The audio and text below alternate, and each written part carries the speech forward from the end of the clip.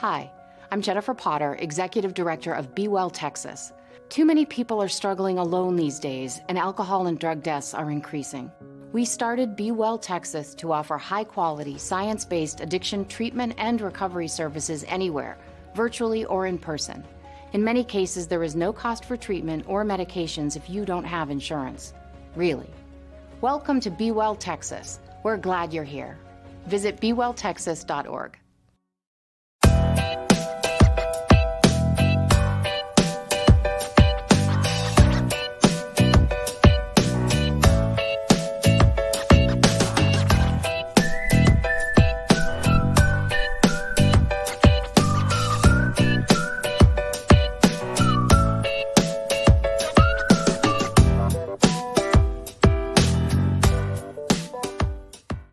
Hello and welcome into March to the pod presented by Eternal Roofing. This is season 2, episode number 8.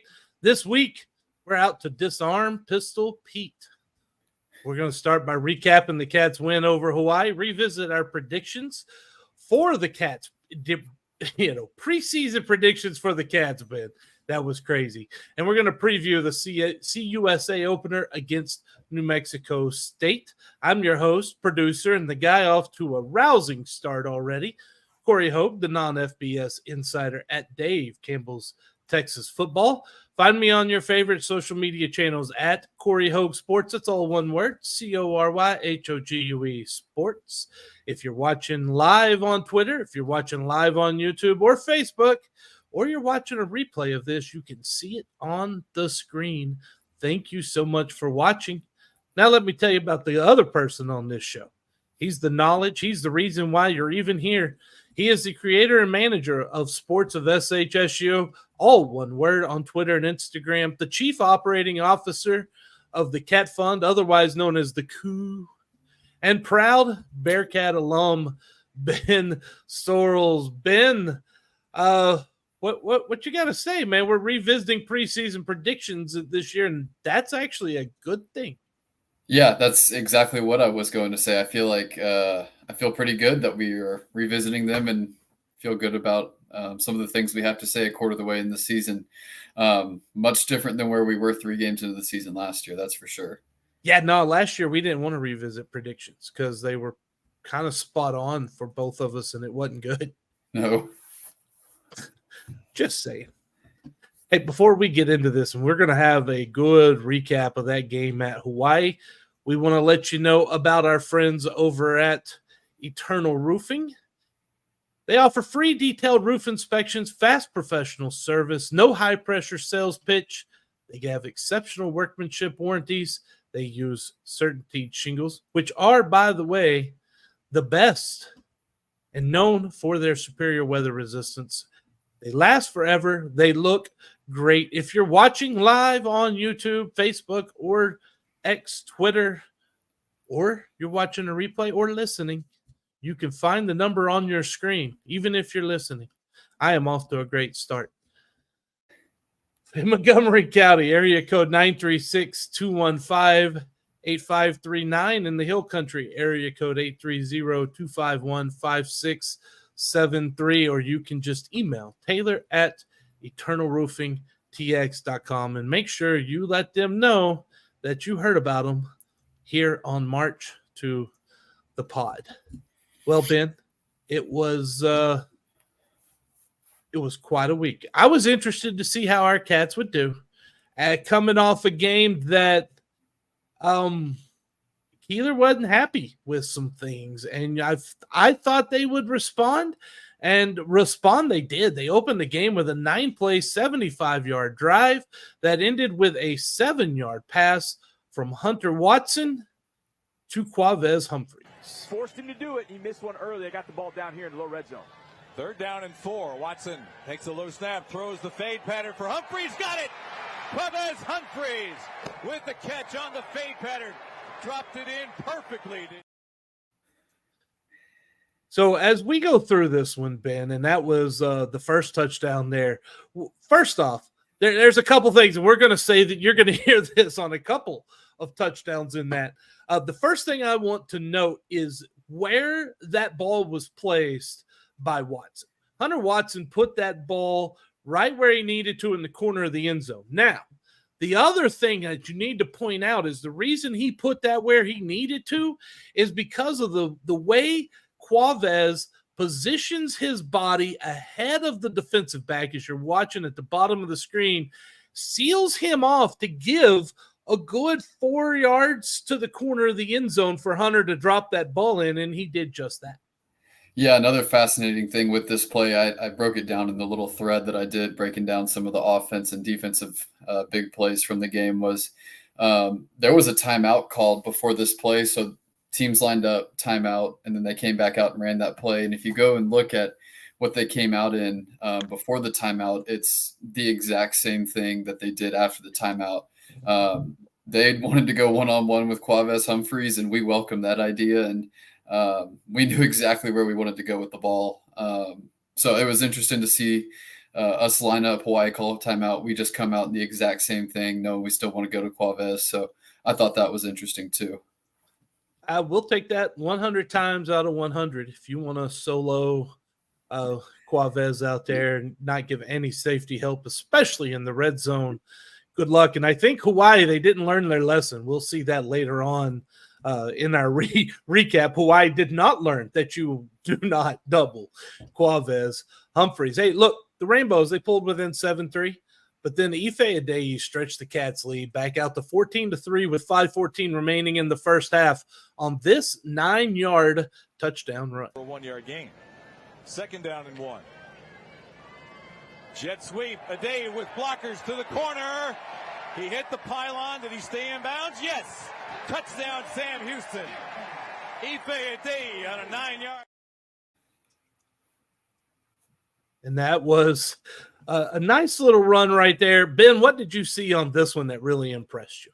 Yeah, I think two things is the first thing is the creativity of the offense and how they're just so effectively able to use kind of the jet sweep motion that they always seem to put into play.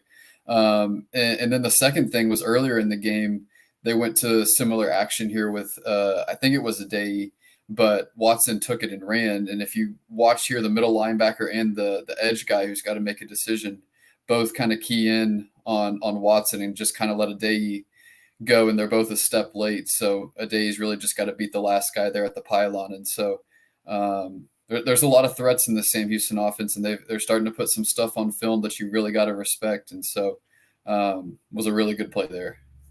It was. And like you're saying, right there at the 10-yard line is the middle linebacker.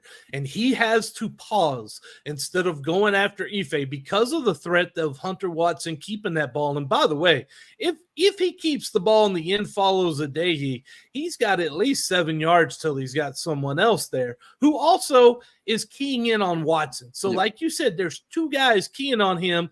And as I run this here, that just once they pause for a split second, that's all you need. Adeyi's by you and into the end zone. Yeah, with that kind of speed, I mean, it's hard to defend, and it probably isn't in here because it was such a kind of a minor play, but on the very first drive of the game, they did the exact action against UCF, and it looked like it was going to be a wide receiver pass, and Hunter Watson took it and ran, so it went from 2nd and 10 to 3rd and 1, and so the action they're able to run out of that kind of sweep motion, whatever you want to call it, it's really dangerous with the guys that you got at receiver and running back, and then with the running threat you've got at quarterback with Watson as well.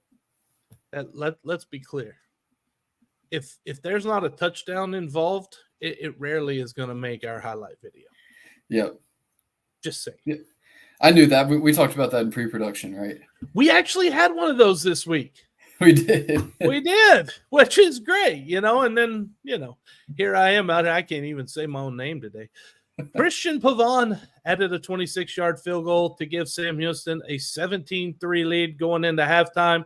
Coming out in the second half, Hawaii, Ben, they came out of the locker room playing well. 11-play, 75-yard touchdown drive, pulled within 17-10. But remember when I told you unless there's a touchdown? Well, at the end of this highlight video that we're going to show here in just a second, there is a touchdown. But that touchdown was set up because of Jay Ducker's 86-yard run on the first play of this drive after Hawaii scores. And when you see it, you'll see why this one also makes the cut.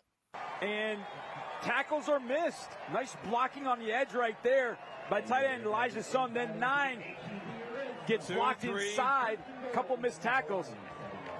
How about that? What a great run there. 86 yards. 86 yards for Ducker. Well, that's an answer. A loss of 1 back to the 3-yard line. 2nd and goal there. Day comes in motion. Fake it to him. Watson throws wide open. Touchdown. Sam Houston.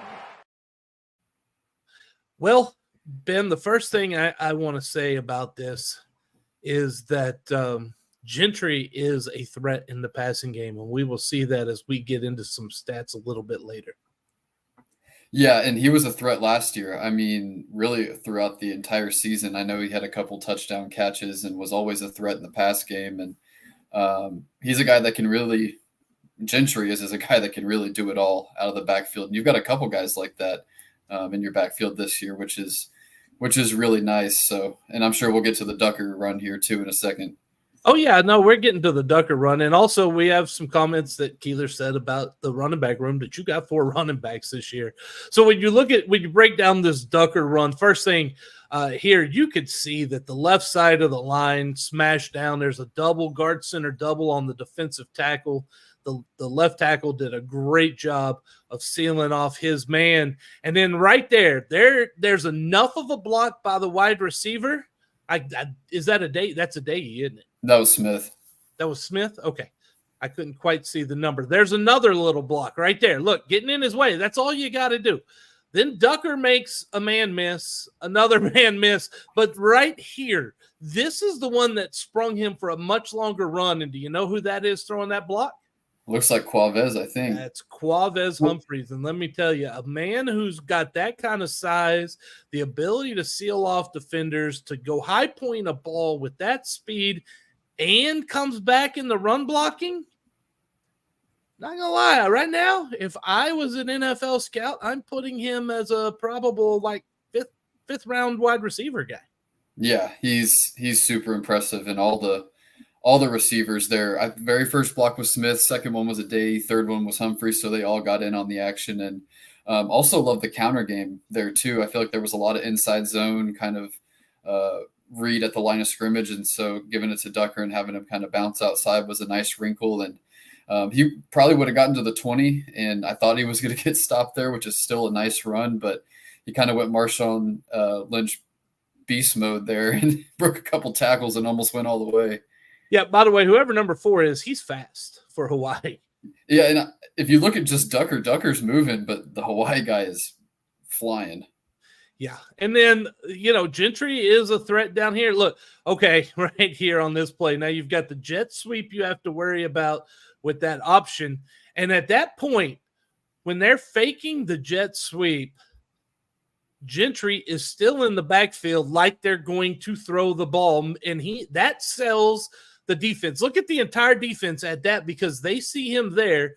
That sells them out on the run, and the linebacker is late to get over there to cover Gentry.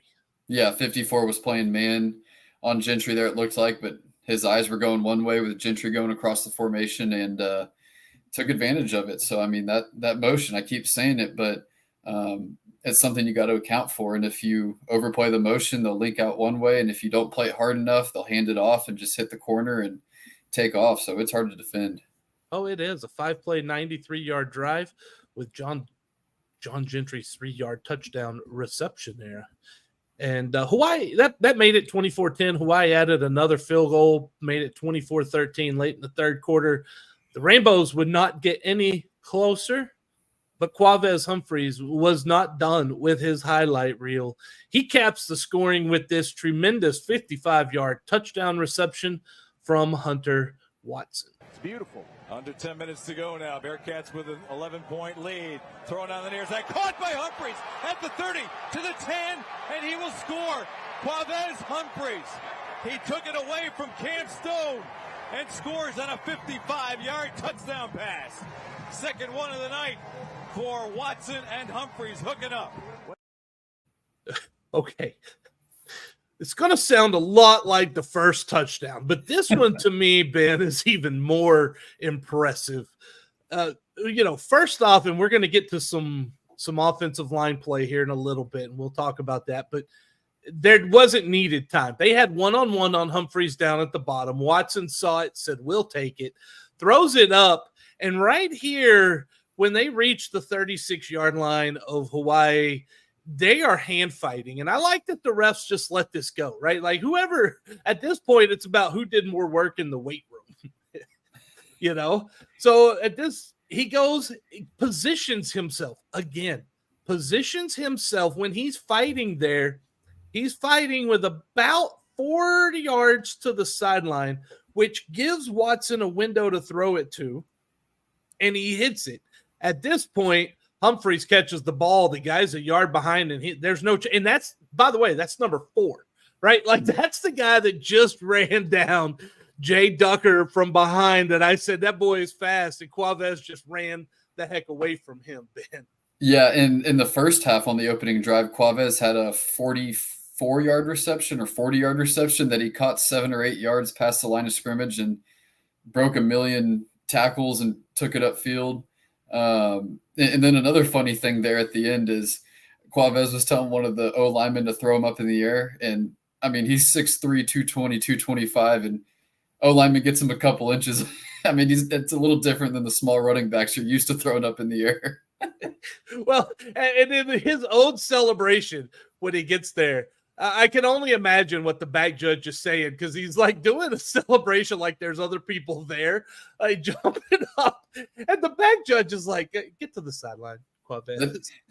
There was a really cool video on the football Instagram of one of the photographers back there because it's looking back towards the scoreboard and there's tons of fireworks going off while he's doing that dance, and I don't know, it was pretty cool. That's funny, yeah. And then the nice little throw, and that at that point the running back comes up and goes, we'll just pat you on the helmet. Yeah, and I mean, and DJ McKinney is a decent sized running back, and he looks tiny compared to Quavez. Yeah, I'm telling you, Quavez is an NFL talent. Yep, I'm calling it right now. He's an NFL talent. Last year was a lot of, I mean, you obviously got to play through injuries, but coulda, woulda, shoulda, losing both of your tackles at some point in the year, losing Ife Adeyi, losing Quavez Humphreys, being down to your 7th, 8th running back. So, I mean, it's cool to see it kind of all come to fruition this year. Look, Quavez, NFL players are different. When you're an NFL level player, when you hit the field, you're the best player every game. And right now, Quavez Humphrey has been among the best players every game. Yeah, and I mean, even against UCF, I think he had 3 or 4 grabs and was winning one-on-one battles, and his PFF grade is through the roof. And we'll get to that too. He's been good. He has been. So the Cats win 31-13, moved to 2-1 on the season. Before we put the Rainbows to bed, here's a little video mashup of some comments from Casey Keeler post-game. Really good win over a good football team that played UCLA, to the very end. And that was what was so impressive when you watch them on tape, is that you're looking at a Big Ten team going to Hawaii, and it's a ball game to the very end. So we knew they had good personnel. Their quarterback could really sling it. Very athletic on defense, and if we want to become a bowl team, these are the kind of games you've got to win, and we did. Felt really good. Some things we have to clean up, but for the most part, I thought we did a pretty good job. And again, I think we played a pretty good football team that. When you watched them on tape, you had a lot of respect for the fact they went toe-to-toe with UCLA. So yeah, it's always really important to get on track. And, first play, they get some pressure on us. We miss a block. 2nd and 10. You hate to be behind the chains. And number of times we worked ourselves out of being behind the chains. And so, I thought Hunter keeps on growing. We obviously have a really good running back room. Duck had a really big day. But again, we can go 4 deep in that running back room easy and not blink. So I think that's one of our keys, is that we have, a lot of depth. And, if you look at our corner situation, we were down to 2 corners at the end of the game. So that heat and humidity was bothering everybody. You never get used to it. I've lived here a decade. You never get used to it. But, again, I think the depth of this team. I cut that off before he finished. We got the gist of what he was saying there, Ben. What stood out to you on that? Yeah, a couple little things. Obviously, he talked about execution on offense. That was one of the things when I talked to the staff since the game. They felt like they executed extremely poorly on offense, but their talent was just kind of able to overcome things, which was definitely not the case last year. And so it's good to be able to rely on that talent if you need to. He talked about being behind the chains a lot, missing a block, that kind of stuff. And so if they can really execute, I think they're going to be pretty good. The second is the corner room. Jalen O'Neal was in a sling, sounds like an arm injury for him. And Davion Armstead was out. That was an injury from the UCF game. Sounds like he's probably out this weekend, but will be ready for Texas State. So you've probably got 4 of your top 6 corners instead of all 6 of them. Also going to be missing Jaden Scott. He was ejected for targeting in the second half. So going to be a little thin at the DB room going into next week, getting a little healthier, hopefully, the following week. And then, offense, even though they didn't execute, put up 31 points and kneeled it out in the red zone there to end the game. So they could have put up 38. So didn't play the best, but was definitely enough to win, which is good to see. We have a question from one of the viewers. Brian Judson Jr. asked, "Hey, Ben, did you hear anything about if we had any recruits at the game this past weekend, and how did they feel about their visit?" Yeah, don't know about how they felt. I know there were a couple PWO guys that had offers that were there. There were a couple 2026 guys that were there. So not recruiting 2026 extremely heavy just yet. I know the NRG game is a big recruiting weekend, and it always has been. Bringing in current recruits, bringing in guys or current commits, guys that you're evaluating. So not a ton of notable names for this weekend, a couple PWO guys who have PWO offers. So I would expect the NRG game to kind of be the big one where a lot of guys visit. And the producer just figured out he can put questions up on the screen. There you Look go. at that. Each week, man, I'm finding out something new. Getting better. Yes, also another thing to say to our friend there is, yes, we do take questions, obviously. If you have them, write them in the comments. They show up on here. We will answer your questions as we go. Woo! Now, it's time to let everyone know that we are a podcast on the Republic of Football Network and an extension of Dave Campbell's Texas Football. Please like and subscribe to the podcast and follow us on the various social media platforms, whichever one you choose, including X, Twitter, Facebook, Instagram, at March to the Pod. That's March, the number 2, the Pod, all one word. And find us on Threads at the March to the Pod with the number 2. We also want to give another quick shout out to our presenting sponsor, Eternal Roofing. I told you earlier about their free detailed roof inspections. Well, they do more than just roofing. They can install your roof and repair it. They also do general contracting. They paint the interior, exterior, home or business, install your gutters or garage doors. They can install floors, perform any woodworking needs you might have, whether it be crown molding or shelf. They can repair sheetrock. And Ben, They just do something that it is September 18th, and if you're listening to this and you went, "Oh, I need to get on that list for Christmas lights," you might be too late. Yeah, time's running out, and I've seen Taylor actually post about it a couple times on Facebook. So definitely want to get on the list while you can. Christmas lights and everything else they do. Eternal Roofing is the place to go. They are your place for commercial and residential roofing and general contracting throughout the Hill Country and Houston area. Give them a call today. If you're watching on one of the streams that we're streaming on, you can see the numbers on your screen. If you're listening, get that pen and paper ready, because here come some numbers in the Hill Country area. You've got area code 830-251-5673. The Montgomery County office, area code 936-215-8539. Or you can email Taylor at eternalroofingtx.com. Okay, this, Ben, is going to be a fun segment because we are going to reevaluate our preseason predictions, but it's a little more than that, because before we do that, we're going to take a look at some grades I pulled off of Pro Football, right? PFF.com, and where they rank I don't care nationally. Where do they rank in Conference USA? Because that's where we're headed in to conference season. So when you take a look here and see where they are in Conference USA, overall, Liberty is at the top, Florida International, Western Kentucky. The Bearcats are fitting right there in fourth, in a pretty solid fourth. Here's what I see right now. The way PFF is grading this, Ben, Liberty looks to be in a class by themselves. FIU, Western Kentucky, Sam Houston are the next tier, just barely below that. Then you get another tier a little bit further below that, Middle Tennessee, La Tech, Kennesaw, New Mexico State, UTEP. And then there's another tier at the bottom for a team I didn't expect to have down there, and that's Jacksonville State.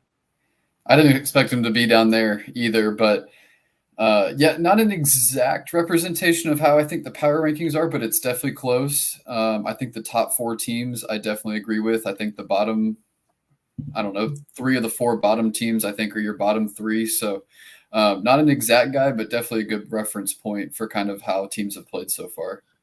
It is, and it's good to have this up here because best offense, that goes to Liberty. Western Kentucky's good at offense, but right after that are the Cats at 68.7 on their grade. Passing game has been pretty good.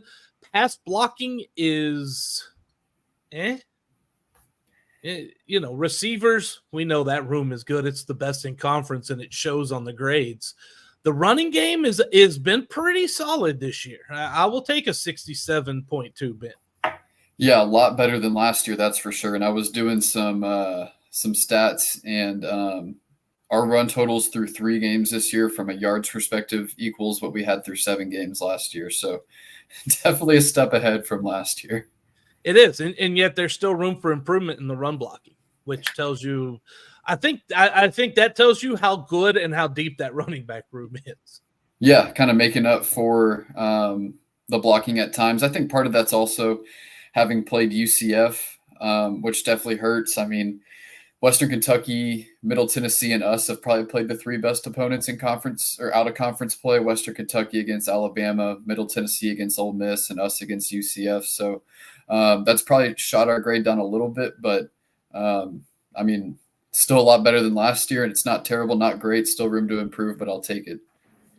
Well, the defense is ranked 4th best. Florida International leads at the defensive rankings, followed by Liberty, and then Kennesaw State has graded out really well in defense, and then Sam Houston is right there. And I think the biggest problem has been the next column right over there, run defense. You got to be able to stop the run. A grade of 53.1. I know a lot of that probably comes from a UCF game, but I would still expect that to be higher. That is the lowest run defense grade in the conference. It doesn't surprise me. I mean, what UCF did was they're a buzzsaw on the ground. I mean, I think they rushed for 300 yards against TCU the other night. I don't see many teams in the country that can stop them. I'd be interested to see what the grade was if you take that game out. Probably not at the top, but a little bit higher than what it is right now, I'm sure. Does the producer have something in mind for you? Because we'll get kind of an idea of that here in one of these upcoming slides that we're going to look at. All right, tackling. This is one they really tackle well. The Cats do. That's important. Their pass rush has been really solid. Defensive backs, their coverage is just almost in the elite category. Special teams has been I'm not sure how you judge special teams right now on that. Yeah, I don't know either. And then 2 points up, the pass coverage, I think it was great against Hawaii. And it's been pretty good all year. Even against UCF, it wasn't bad. So that's been really encouraging to see. Keeler talked about in his press conference how their trio of safeties with Cash, Weaver, and Jimerson has just been probably the strongest point of their defense. So that's not a surprise. And then defensive line pass rush, PFF Player of the Week, Chris Murray from Wichita Falls. Highest rated player of the week. You are correct. And thank you for giving us our credit up here. Chris Murray from Wichita Falls. All right. Moving on to quarterback play. Overall quarterback play by passing grade. And on this one, Hunter fits in 7th. What do you think from what you've seen of him so far? I think he should be third, fourth. I saw Tyler Huff. He's gotten better, but the first game he was atrocious.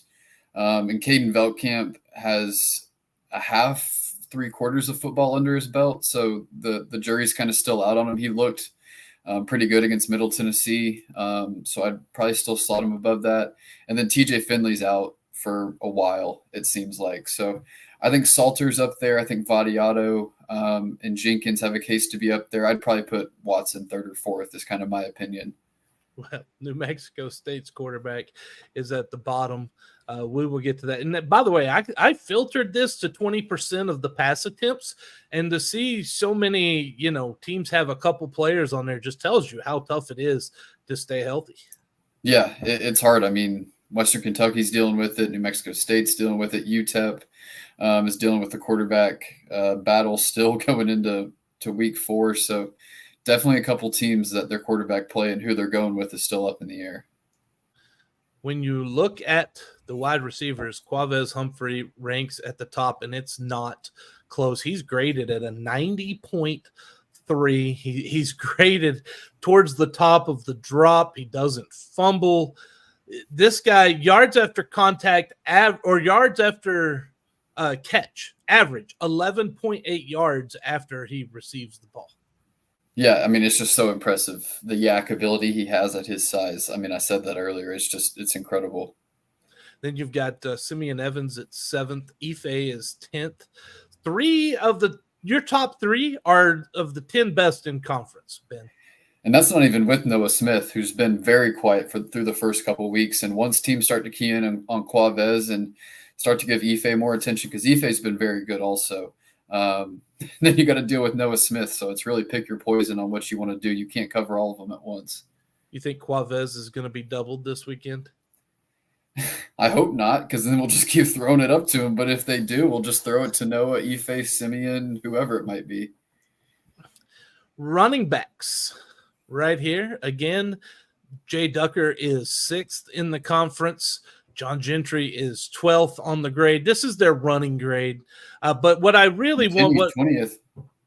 Do what? Got McKinney there at 20th too. Yes, DJ McKinney is 20th. What really stuck out to me with this was when we talk about John Gentry, and we say he's that Swiss Army knife because he can run pretty well. He doesn't fumble much, but he also, his pass block, his run blocking, his ability to block in the running game and the passing game puts him in that status of the Swiss Army knife. Yeah, really do it all. And he's built to be able to hold up in pass pro. So to be able to have those 3 guys, and then, I mean, if any of them go down, you got Zach Robotchik ready to step in, and he's more than capable as well. So really deep room there. Great to have kind of a stable of running backs this year that you can really rely on. The starter from last year. Right. And another thing too is last year it was, I mean, Herbacek got hurt early and it was run Gentry into the ground. I think against Jacksonville State, he had 35 touches. Yeah. And then shortly thereafter, he got hurt, and that's when things got bad. So to be able to distribute those carries throughout 3 or 4 guys is going to be big. It is. Offensive line efficiency here. Sam Houston in efficiency ranks 9th, just above New Mexico State. They've given up 5 sacks, 6 hits, 12 hurries. That's not giving me. I mean, look. First off, good thing Hunter Watson is fast and can get out the way. But also, that doesn't give me just a lot of hope when you're playing really good football teams either. Yeah, I did tweet during the game on Saturday against Hawaii that Hunter Watson's pocket presence was just unbelievable. I mean, his ability to step up in the pocket, when to get rid of it, when to scramble was really impressive. And I think the offensive line play has been a little up and down. You're still missing Orion Irving, who I think is maybe your second best lineman, maybe your third. He's definitely in the top 3. So if we can get him back soon and dealing with a foot injury, I think that's going to make a big difference. And so I still think it's going to be a middle of the pack offensive line. And I still think that because I've seen the run game this year take a massive step forward. And so excited to see that. Yeah. And now look, we're going to break down here are your offensive line stats And pass blocking, Gentry's an 83.9, by the way. Run blocking, 77. Like, Gentry does it all. Okay. What is wrong with the pass blocking? The starting right tackle, he's got some issues out there. Rhett Larson has had some issues at times. You have, let's see, the starting right guard. This is why up the middle, though, this is why the pocket presence is so good for Hunter Watson. They have a hard time really getting pressure up the middle of this offensive line. Their top three grades, or three of their top grades, come from their two guards and their center. And the left tackle, Colt Dietrich, has been really, really good in the pass blocking game. Maybe not as good, but pretty close to as good as Luke Eckert in the run blocking game. And by the way, Luke Eckert, when it comes to pass blocking, has not really been good. Yeah, a couple things here. Rhett Larson, right tackle, that's where Orion Irving would be. So I think that's going to be able to help a decent amount there. And I think Rhett's done okay. He's a guy that can really play almost anywhere on the line. So to be able to have him give you some reps anywhere is going to be big. And then Luke Eckert, he kind of came out as a starter, had a really good summer, has struggled a little bit in the pass block. But Colt Dietrich, I mean, he was a guy that really came on in training camp, redshirt freshman. He had a huge block on a screenplay this weekend where he just leveled a defender. So he's coming on strong. So it'll be interesting to kind of see what the reps look like there at left tackle moving forward. And Elijah Sohn, I think he's better when he's trying to help a tackle double team on a run block. Yeah, and I mean, he's still learning football. He's only done this for 2 years. He's only going to continue to get better. We saw it last year. He can catch the ball a little bit, pass or protect a little bit. So he's been okay. I think the trajectory is only upward for him, though.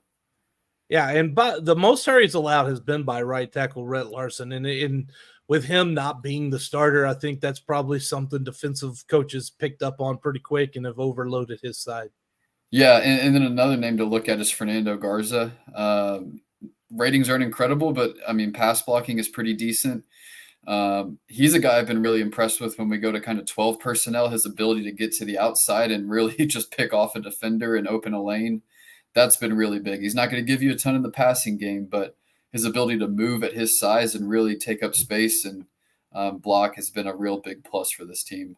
What he gives you is a 12 personnel where you can send Elijah Sohn into the route and you still have that extra blocker in there with Garza, who can also block in the running game, like you said. So, yeah, good point out there of Fernando Garza has looked really good this year. Yeah, I think he's like 270. He's a big boy. Goodness gracious. All right, so then we go to the defense and the top-rated defensive players in the conference. And at the very, very top with a grade of 89.1 is that Chris Murray from Wichita Falls. And he's the only Cats player in the top 15. I don't really put a lot of stock into that, but I will say that FIU is pretty impressive having 4 players up there in the top 8 of the grades. It doesn't surprise me because of what they did to a very bad Central Michigan team. I think they had 6 interceptions, and if you look at FIU, it's corner for FIU, safety for FIU, safety and corner. So it doesn't surprise me to see him up there. And yeah, Chris Murray's just been unbelievable. And who was the guy I kept saying during the spring, during the summer, during training camp that was really going to pop this year? It was Chris Murray, and it's coming to fruition, him and Quavez. So the 2 guys I was really high on have been very good.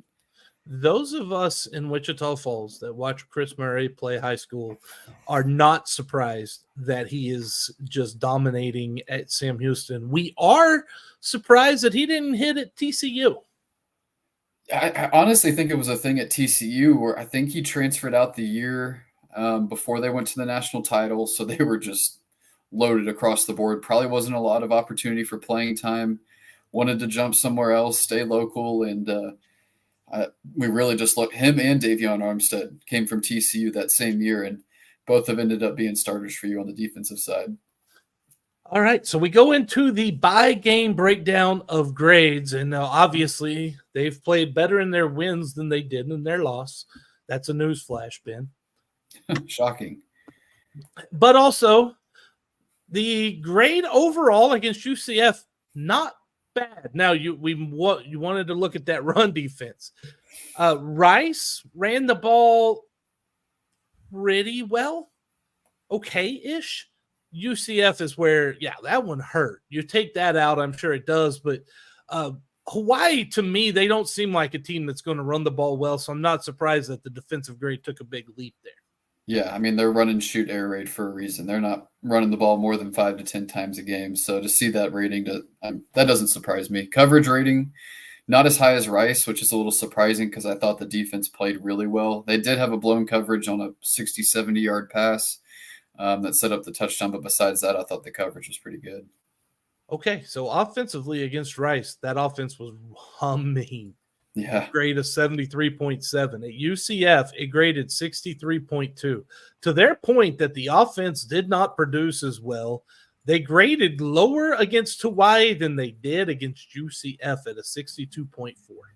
Yeah, I thought it would have been higher, but it doesn't surprise me that it's lower than Rice. I mean, Keeler said it post-game. Staff told me this weekend and past couple days that their talent just kind of took over for them, kind of shows up here, but it's kind of good to have that talent to fall back on if you need it. It's nice to have this year.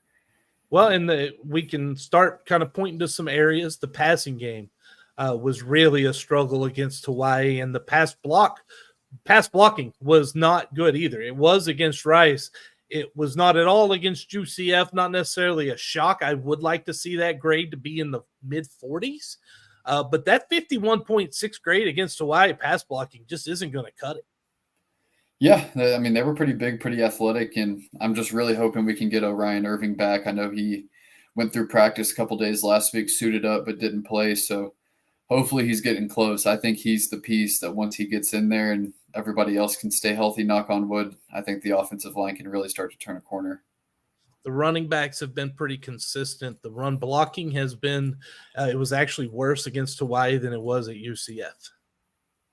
That's another problem with execution, right? Yeah, Jay Ducker just kind of making up for it. Yeah. Well, on that one, they had decent blocking.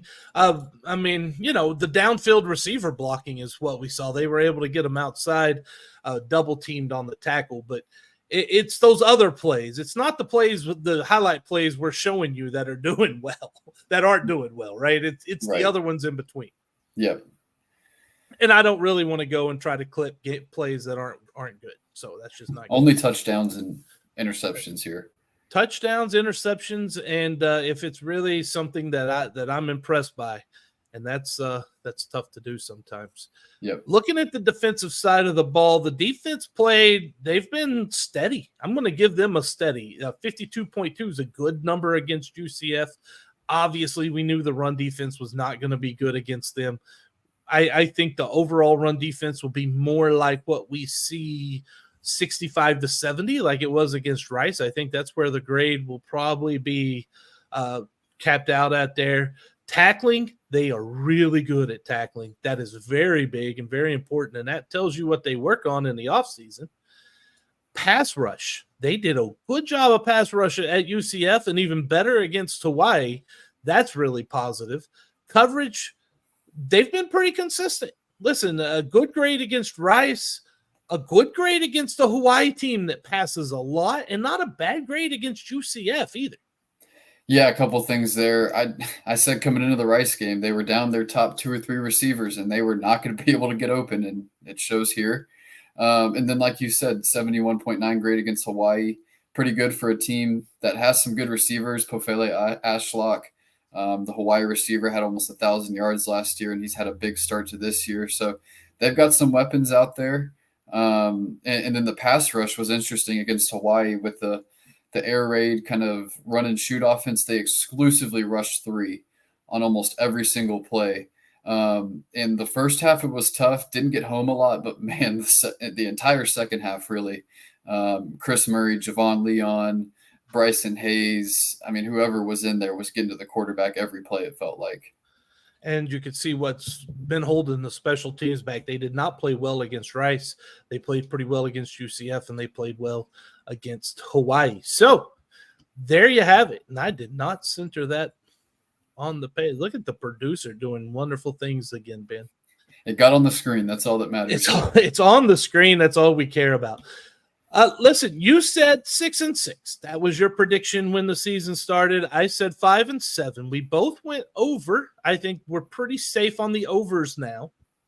But what I'm interested in, and taking out the first 3 games here, just looking at New Mexico State onward, how do you see the schedule playing out? Yeah, so 2-1 right now. I think New Mexico State's going to be a win. We'll get into that in a minute. So that's 3-1. I think Texas State's turning into a 50-50 game. I'll call it a loss just because I think that's the way I would lean. So you're 3-2. I think UTEP's a win. They've been not very good, to put it lightly. So that's 4-2. Western Kentucky, they're coming off a 6-day week. We've got 13 days in between. So that puts us at how many games is that? 1, 2, 3, 4, 5, 6. That puts us at 5-2. FIU can't win on Vice night, loves to lose to Texas teams, 6-2. Louisiana Tech has been okay, but you get them at home. So I'm going to say that's another win. Kennesaw is another win. Jax is another win, and I'm going to give Liberty a loss. But I think that's a very winnable game. So I'm going to say 9-3 is kind of my revised prediction. Interesting. So before I come in here and give you mine, just off the top of your head, what do you think mine will be? I want to say 8-4, but I'm going to say 7-5. I don't see you bumping up more than 3 wins.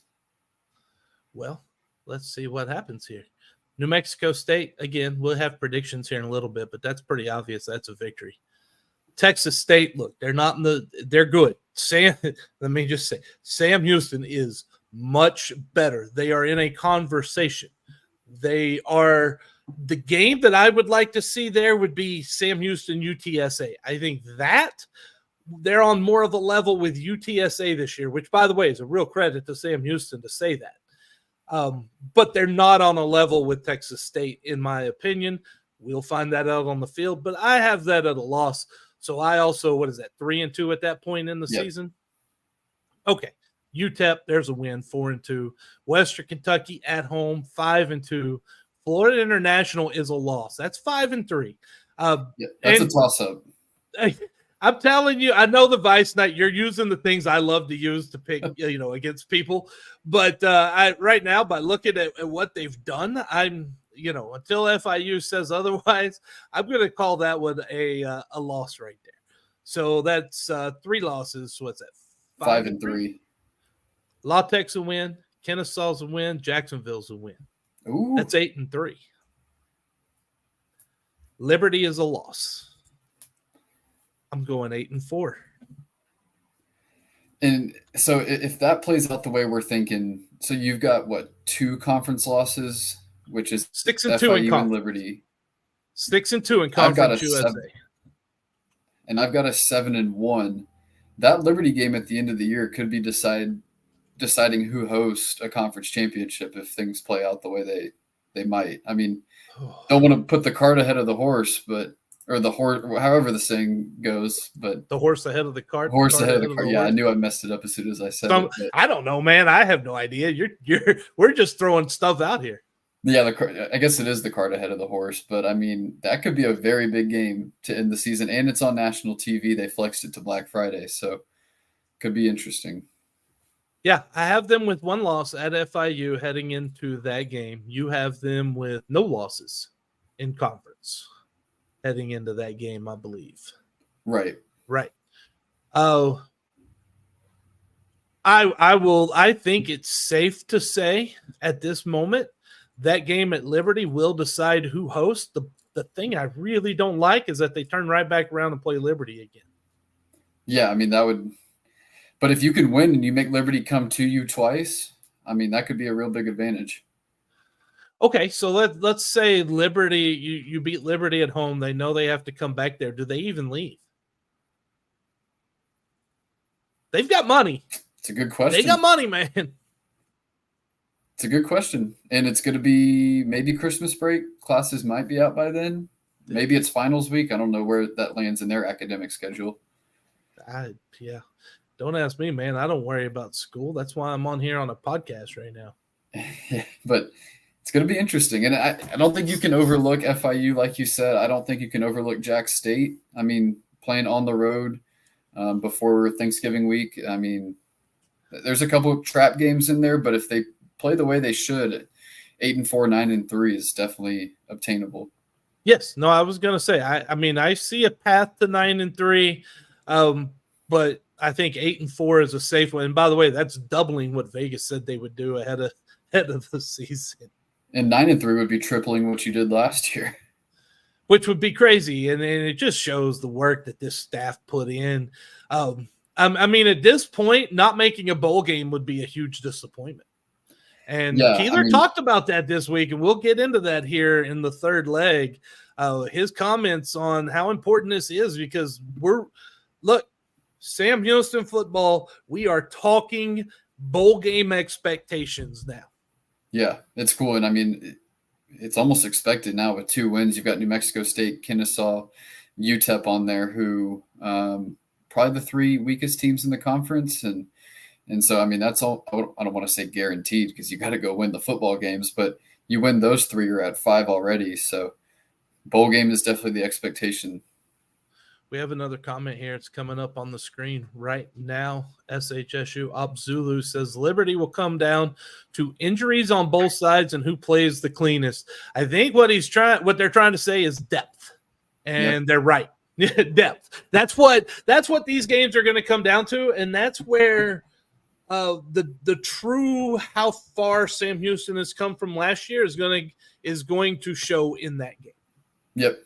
Exactly. I mean, Liberty's pretty banged up right now. So do they get back to full strength? Do they keep getting beat down? We'll see. But it's going to be a big game. It will be. It's going to be a fun one. And you know what else is fun? Eternal Roofing. The Cat Fund. Yeah, they are too. You've got a lot of stuff going on. Why don't you take a minute and tell us what's happening over at the Cat Fund? Yeah, lots going on. Lots going on with basketball. Got our auction and golf tournament coming up a month from today, actually. So had an email go out to all of our members and some other people with info for the golf tournament and auction. So make sure you sign up, get your team signed up, get an auction ticket. Going to be a fun time. We had our letter from Coach Mudge go out today talking about the golf tournament and auction, and got some football stuff moving too. So obviously rewarding them for some of the success they've had, and definitely want to become a member. Right there on the screen, cat-fund.com. Our producer did a great job. As little as $10 a month, you can sign up and become a member. So definitely want to support the Cats. Never give the producer credit. As low as $10 a month. Like you said, visit cat-fund.com. Show your support for the Cats, and Cats supporting Cats. And that's also the reason why we are so proud to be teamed up with our presenting sponsor, Eternal Roofing. I've given you a lot about them. I've told you about their ability to do their general contracting and how they're going to give you fast service for your roofing. They also specialize in commercial roofing. Eternal Roofing has the ability to accommodate your HVAC system, any other roof equipment, while ensuring minimal disruption to your operations during the installation or repair. And go to eternalroofingtx.com, and when you do, click on that gallery. You're going to see photos of some of the work they do. It is just tremendous. They do quality work, and I went there today again, Ben. I went there today, and it's just incredible work. They're the people you call if you need anything commercial or residential roofing or general contracting. They are the experts throughout the Hill Country and Houston area. Get a hold of them today. In the Hill Country, area code 830-251-5673. In Montgomery County, area code 936-215-8539. Or you can email taylor@eternalroofing.tx. And now it's time. We've almost gone an hour. Thank God I don't have a time constriction this week, huh? Right? It's time. Dog's not yapping yet. No. Okay, she's laying down. I had to look to see if she was looking at me, but I had to do it through the side. I didn't want to look straight at her, Right. Yeah. This week, we're out to disarm Pistol Pete. Here's another mashup of Keeler's press conference, his thoughts on New Mexico State. So, in our mindset is, can we become a bowl team? Can we win Conference USA? And that's what this week is going to be about. It's going to be another game that is going to push us towards trying to make a bowl, and it's going to be our first game in Conference USA in 2024. So, excited about that. And, again, playing a good opponent that, when you watch them on tape, you see flashes. And, they've played some really good defense. I know the 48 points they gave up against Fresno was a little misleading because Fresno's Fresno. We know we played Central Florida. And also, their offense had some struggles and put the defense a little bit in harm's way that game. But I thought they played some really good defense. So anyway, again, looking forward to a good matchup Saturday night. It was a good win against Rice, good win against Hawaii. But I think there's a lot of confidence, going into, conference play. And, the goal is, to reach a bowl. And so we know we just got to click them off one at a time. And then also, is competing for a Conference USA championship. And that's what makes this game here so important. The three things, that make this game so big is it's homecoming, it's a Conference USA, in conference game, and then also it's a game that we're trying to, click off the wins to see if we can get to a bowl. So big weekend for us this Saturday. No one, and I mean to tell you, Ben, no one can get you back focused on task better than KC Keeler, man. Yeah, it's all about business and all about business. Now, listen, he said homecoming. That crowd last week, I know we have not talked about it to this point, but Ben, let's give the fans the flowers, right? That crowd, they filled Bauer Stadium. For those of you who said, hey, why are we going FBS? Last Saturday, you saw why. You filled the stadium for a game against Hawaii. Now you have homecoming. Fill the stadium again. And how big is that crowd? What does that mean? Keeler talked about it in his press conference. Let's take a listen. Yeah, what an atmosphere. What a crowd. It was really special to see that place packed. And the energy in that place was just amazing. I know I talked to the Leadership Council just before I came into this conference call, and they're pretty pumped. And the ticket sales are really high for this coming weekend, homecoming. So that was awesome. I want to thank again all of our fans for coming out, and the school doing a great job of marketing the program, and it was a lot of fun. I have been very critical of Sam Houston and their public relations efforts, and I've been critical at times on the fans for not showing up. I think they also had deserved some criticism as well, but I have no criticism, Ben, right now. I'm telling you what I've seen, and if you see that again this week, twice becomes a habit. You start getting 15 to 20,000 per game. That was the largest crowd in Bauer Stadium history, and I feel like there can be more. I feel like they can fit more, and I just think that with the facilities improving, with the team on the field putting on a good product, Ben, I mean, it really feels like Sam Houston's starting to hit it right. yeah, definitely has room to grow. The record book was wrong.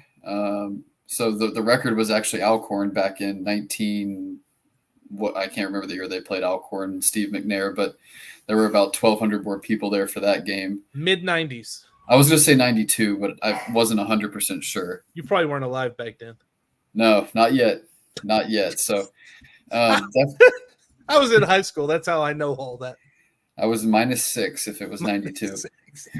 But so there is room to grow, also room to improve. I know security and concessions was a big to-do. Many people not getting into their seats until the end of the first quarter and running out of water and concessions at halftime. So part of the growing pains, got to grow with it. And I've heard ticket sales are right on par with what they were last week. So should be another big crowd there at Bauer Stadium, it sounds like. And the tailgate looked tremendous too. Oh, packed. Just crazy. It was loaded. And then the drone show. Yep. And the fireworks and the new run out and all that stuff. Yeah. No, look, good things are happening. And yes, are there improvements that need to be made still? Yes. But this is not a time for criticism, right? Like, you've listened, you're getting better, you're showing us you're improving. All the credit to Sam Houston and everyone involved, because it takes a big group of people, a community of people, to make that work. And for everyone involved, good job. To all the fans who showed up, good job.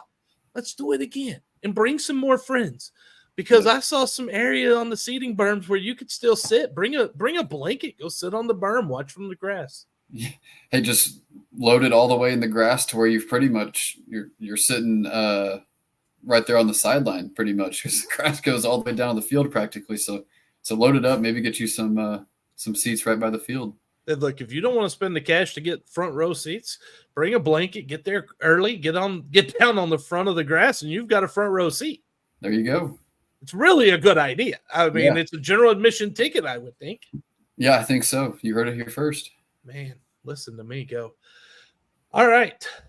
Well, I'm not going to put all of it on the screen. Well, why not? They don't need to see us. We have New Mexico State this week. They are 1-2. They beat Southeast Missouri, SEMO, 23-16. Liberty, they gave Liberty a run for their money. They lost 30-24. Then they went to Fresno last week, and boy, Fresno just I'm trying to not say the word that is in my head right now. I cannot say. Fresno ran over them is all I'm going to say about that one. Yeah. So they have Sam Houston this week, 6 o'clock. It says ESPN Networks. I believe it's ESPN Plus. Yep. Some things on the Aggies. They're ranked 14th in the nation on third down defense, allowing just 25% on third down. Second among Conference USA defenses. I looked at. I mean, they're getting 13 of those a game. It's actually a pretty impressive mark, Ben. Yeah, it's not terrible. It's not terrible. That is why we pay Ben to come on this show. Yep. Saturday is only the second meeting between the Aggies and Bearcats. They met last year. We know how that one turned out. New Mexico State was just these two teams. Could they be night and day from last year? Yeah, it kind of looks like it, honestly. It did just horrible. The Aggies are one of only 29 teams to come away with points on 100% of their trips to the red zone. The problem is they don't get there often. They're 6 of 6. They've had 2 per game is what they're averaging, 4 touchdowns and 2 field goals. And so I'm guessing they never hit the red zone against Fresno State. That's literally what I was going to say. So, yeah, I mean, in the other 2 games, SEMO and Liberty, they got to the red zone three times each game. That's just not – that's not impressive to me. Let's see. They have 23 athletes from the Lone Star State. So that's including their leading rusher and their leading tackler, McGowan and Barnes. So there's some people coming home, and we'll get to some more of that up here in just a second. Let's see. Yeah, perfect field goal. Dude, when your game notes, one of your top 6 is celebrating your field goal kickers percentage, you're not having a good season. Yeah, it's a little rough. That's a little tough. And, last year. No one cares about last year. So back in Bowers this weekend is a return, and this is going to be a little interesting. Joe Morris, former defensive coordinator from Sam Houston, was here 22 and 23. He will be back in Huntsville this weekend, and so will a couple of transfers, DeMarcus Crosby and DeCarrick Hobbs. Yeah, going to be interesting to kind of see the chess match between Brad Cornelson and Joe Morris. Obviously, they know each other well, know each other's personnel pretty well. So it's definitely going to be something to watch when the Sam Houston offense is out there against the New Mexico State defense. All right, we're going to go back full screen, because now we're getting into when the Sam Houston offense is on the field.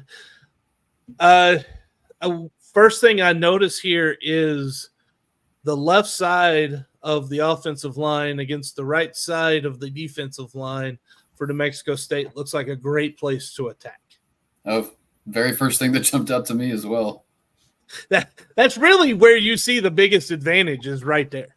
Well, and then the other advantage is Humphreys on their corner there. Yeah, I feel like I feel like it's going to be DeCarrick Hobbs on Humphreys.